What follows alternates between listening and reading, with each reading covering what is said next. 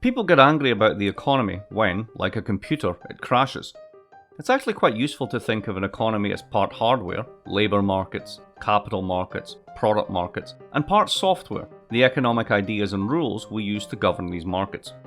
And just like the computers that we use in our everyday lives, incompatibilities build up over time between the hardware and the software that cause these systems to crash, producing lots of anger amongst their users.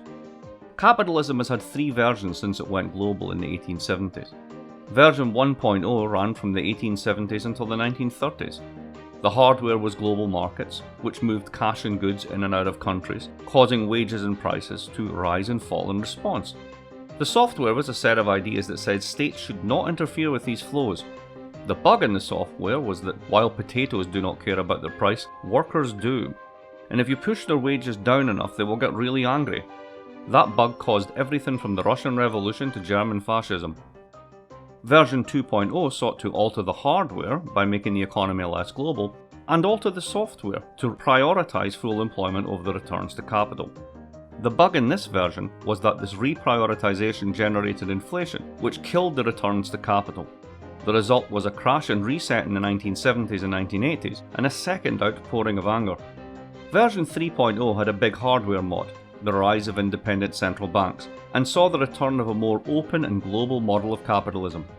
The new software once again said that states should not try and control these flows. The result was astonishing growth for the world outside of the already rich countries, and a massive skewing of income to the top within the already rich countries. The fix for this bug of inequality was the massive expansion of credit. That fix crashed in 2008, but there was no reset. Central banks bailed the system, providing austerity for the poor and socialism for the rich, a policy mix which hit women and minorities especially hard. Anger was generated, but it was suppressed. But anger will find a way out, and it did into our politics.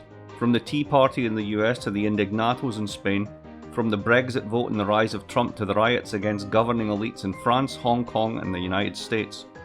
Macro crashes produce macro Angrynomics. Today we stagger along with a patched together version 3.0 that should have had a fundamental reset a decade ago. Will the COVID-19 crisis force us to build a more equitable version 4.0? As we re-emerge from lockdowns, so has the anger. The trigger varies across countries, but how that anger is addressed and harnessed will profoundly shape the post-COVID world.